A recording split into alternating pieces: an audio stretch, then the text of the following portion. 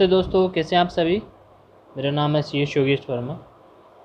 दोस्तों, अपन जीएसटी पर एमसीक्यूज कर रहे हैं और इससे पहले हमारी 2 क्लासेज आ चुकी है और जिसमें हमने ईच सेशन के अंदर 30 क्वेश्चन देखे था। टोटल हमारे 300 एमसीक्यूज हैं और ये आज हमारी तीसरी क्लास है जिसमें हम एमसीक्यूज क्वेश्चन नंबर 61 से 90 तक देखेंगे। ठीक है, तो आगे देखते हैं। हमारा जो फर्स्ट क्वेश्चन है इस क्लास का वो है Deposits toward tax, penalty, interest, fee or any other amount are credited into of a taxable person। यानी जो हम हमारा केस से टैक्स का डिपॉजिट करते हैं, कोई पेनल्टी डिपॉजिट करते हैं या फिर इंटरेस्ट का पेमेंट करते हैं, तो वो किस लेजर के अंदर जाता है। तो ये हमारा जो है फर्स्ट ऑप्शन वो है इलेक्ट्रॉनिक लायबिलिटी रजिस्टर, दूसरा इलेक्ट्रॉनिक क्रेडिट लेजर और तीसरा इलेक्ट्रॉनिक कैश लेजर। तो हम जब भी हम कोई केस डिपॉजिट कराते हैं, चाहे हमारी टैक्स लायबिलिटी के संबंध में हो या इंटरेस्ट या पेनल्टी के संबंध में हो, तो हमारा किसके अंदर डिपॉजिट होगा, इलेक्ट्रॉनिक कैश लेजर के अंदर। ठीक है, नेक्स्ट हमारा जो क्वेश्चन वो है input tax credit as self assessed in the return of registered person shall be credited to which of the following ledger. यानी हमने कोई गुड्स परचेज किया और उस पर जो इनपुट आती है वो किस लेजर में डिपॉजिट होगी जब अपन उसको क्लेम करेंगे। तो जो इनपुट आती है परचेज की वो किस में होती है, इलेक्ट्रॉनिक क्रेडिट लेजर में। हमारा जो ऑप्शन बी है वो राइट आंसर है।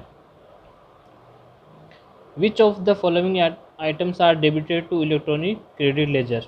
यानी इलेक्ट्रॉनिक क्रेडिट लेजर से हम क्या क्या डेबिट कर सकते हैं, आउटपुट टैक्स, इंटरेस्ट, पेनल्टी और ऑल ऑफ द अबाव। तो हमारा जो क्रेडिट लेजर है उससे हम सिर्फ आउटपुट टैक्स लायबिलिटी को डेबिट कर सकते हैं। ठीक है, इंटरेस्ट, पेनल्टी और ये और अदर कोई टैक्सेस वगैरह होता है उसका जो भी होगा वो किससे, कैश पेमेंट से होगा। सिर्फ हमारा जो आउटपुट टैक्स है उसको ही हम जो हमारा क्रेडिट लेजर है उससे सेट ऑफ कर पाएंगे।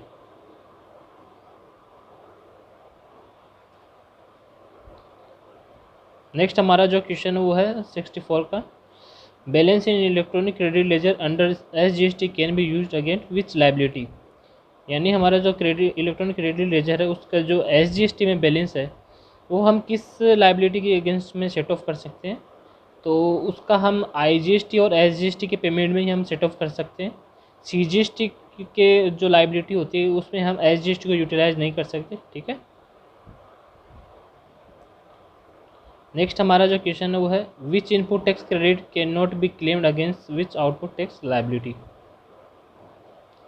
यानी इससे कौन सी जो क्रेडिट है वो हम आउटपुट टैक्स लायबिलिटी के अगेंस्ट में सेट ऑफ नहीं कर सकते। सीजीएसटी और एसजीएसटी ये दोनों ऐसे केस हैं जो आपस में सेट ऑफ नहीं हो सकते। यानी सीजीएसटी की इनपुट है हम एसजीएसटी के टैक्स लायबिलिटी में नहीं कर सकते सेट ऑफ, और वैसे ही जो एसजीएसटी क्रेडिट है वो हम सीजीएसटी के जो हमारी टैक्स लायबिलिटी है उसमें हम सेट ऑफ नहीं कर सकते।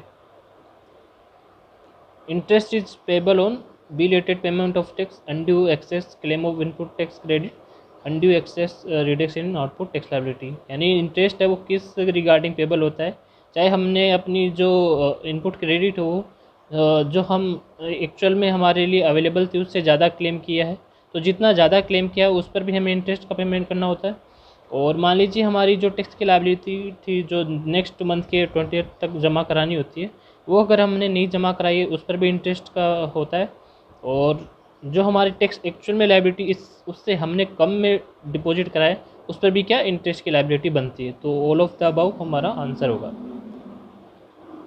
विच of the following liability can not be adjusted against input tax credit of CGST. यानी ये कौन सी जो हमारे पास क्रेडिट है वो सीजीएसटी के पेमेंट में हम उसको यूटिलाइज नहीं कर सकते। आईजीएसटी, एसजीएसटी, यूटीजीएसटी, यानी मैंने आपको बताया था कि सीजीएसटी और एसजीएसटी आपस में सेट ऑफ नहीं हो सकते। तो हमारा जो आंसर बी है वो करेक्ट आंसर है।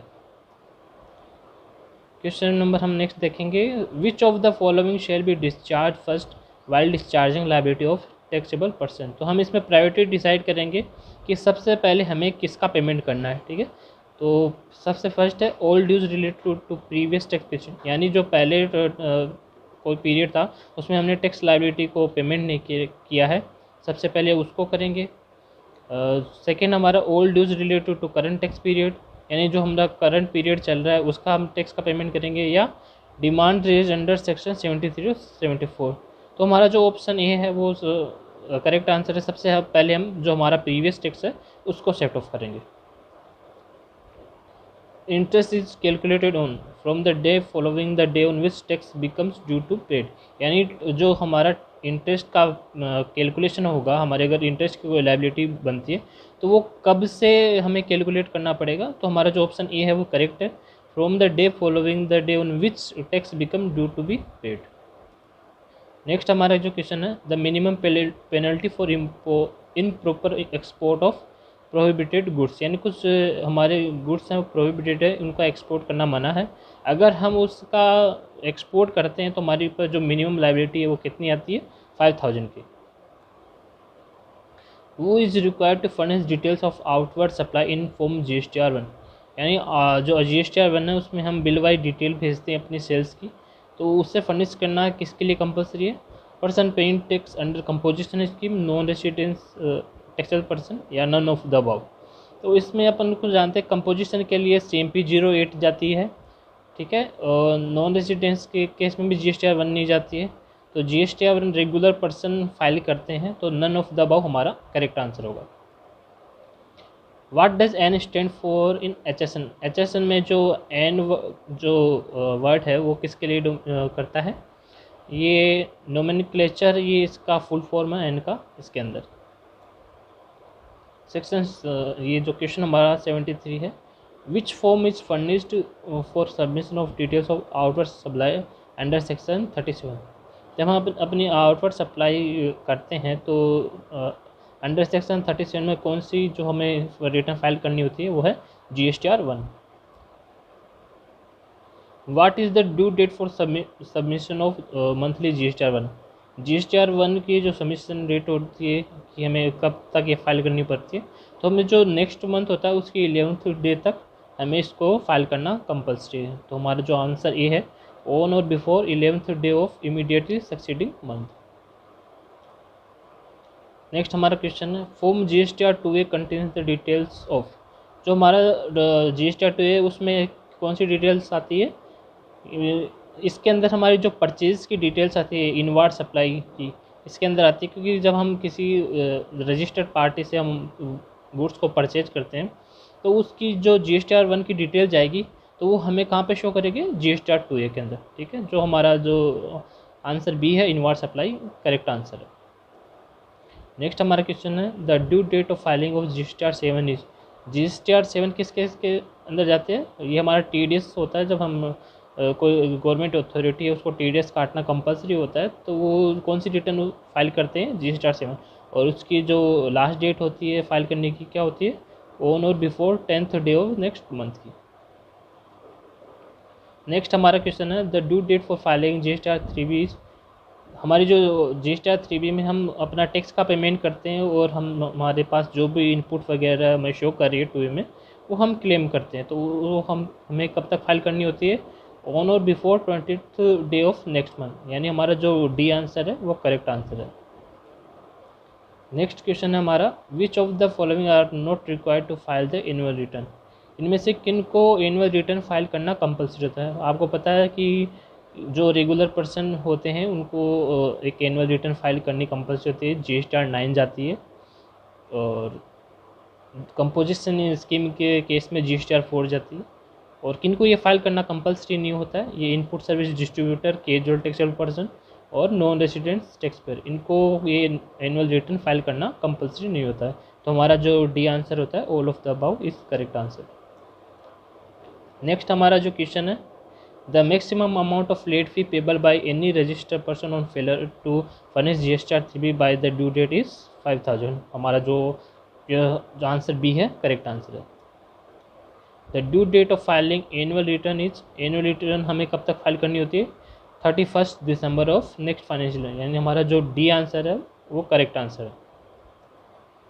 नेक्स्ट क्वेश्चन हमारा, compensation to state under GST compensation state act 2017 is paid by, आपको पता है जब ये GST आया था तो बहुत से टैक्सेस है उनको सबको शामिल करके इसको बनाया गया था। तो उस केस में बहुत से स्टेट ने ऑब्जेक्शन उठाया था कि हमारी इनकम वगैरह जो बंद हो जाएगी। तब सेंट्रल गवर्नमेंट ये एक रास्ता निकाला था कि हम आपका जो SGST है उसका पेमेंट तो आपके पास जाएगा, और उसके अलावा भी जो CGST का टैक्स आएगा उसमें से भी हम आपको कुछ अमाउंट ट्रांसफ़र करेंगे। तो वो जो ये अमाउंट ट्रांसफ़र करेंगे वो किस से ट्रांसफ़र करेंगे? जो हमारा बी आंसर है, central government from GST compensation fund of India. Next हमारा जो क्वेश्चन है, while computing compensation to state tax revenue of this tax is excluded, यानी जो हमारा जो कंपनसेशन फंड होता है उसमें उससे हम जो टैक्स का पेमेंट करते हैं स्टेट को, उसमें कौन से टैक्सेस शामिल नहीं किए जाते? Petroleum, crude, diesel, petrol, ATF and natural gas, alcohol for human consumption, entertainment tax collected by local authority, इन सबको हम शामिल नहीं करते। Input tax credit on compensation सेल्स paid under GST compensation to state act 2007 is available. हमारा जो B answer है वो करेक्ट आंसर है। Input tax credit under GST compensation to state 2017 include GST compensation cess charge on any supply of goods or service goods imported, GST compensation cess payable on reverse charge basis, all of the above। तो all of the above हमारा correct answer है। Next question है, maximum rate of CGST prescribe by law for intra state supply made is. तो maximum जो intra state के लिए है वो क्या है? 20%। CGST 20%, SGST 20% और IGST कितनी है? 40%। ये मैक्सिमम रेट है जो GST की डिफाइन की गई है। नेक्स्ट हमारा जो क्वेश्चन है, input tax credit on compensation cess paid under GST compensation to state act 2017 is available for payment. जो हमारा ये कंपनसेशन सेस है उसका हम किस केस में हम इसको यूटिलाइज कर सकते हैं? तो कंपनसेशन अंडर GST सिर्फ इसी केस में हम उसको यूटिलाइज कर सकते हैं, IGST CGST के पेमेंट के लिए हम उसको यूटिलाइज नहीं कर सकते। नेक्स्ट हमारा क्वेश्चन है, IGST is payable when supply is. IGST हमें कब पे करनी होती है? जब इंटर स्टेट सप्लाई होती है, ठीक है। इंट्रा के केस में CGST IGST लगता है, और इंटर एक स्टेट से दूसरे स्टेट में जब सप्लाई करते हैं उस केस में क्या लगता है? IGST। Zero rated supply include supply made to SEZ units in India.